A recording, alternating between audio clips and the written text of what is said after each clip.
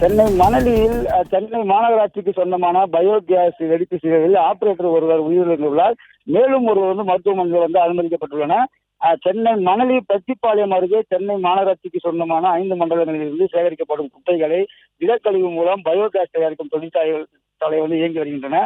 இந்த biogas control பயன்படுத்தக்கூடிய panel board அறையில் சுனாமி குடியிருப்பை சேர்ந்த பாஸ்கரன் மற்றும் சரவணகுமார் மிஷின் ஆபரேட்டர் ஆன இவர்கள் இருவரும் பணி முடித்துவிட்டு வீட்டுக்கு கிளம்பும் போது மிஷின்களை ஷட்டவுன் செய்வதற்காக பணியில் ஈடுபட்டுக் கொண்டிருந்ததாக கூறப்படுகின்றன.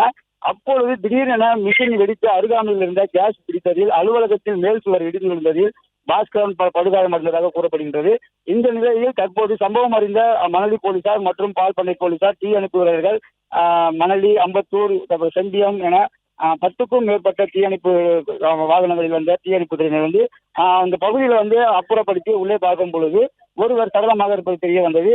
உடனே அவரை உடலை கைப்பற்றி உடல் குழுவுக்காக சென்னை ஸ்டான்லி அரசு மருத்துவமனைக்கு அனுப்பி வைக்கப்பட்டுள்ளன.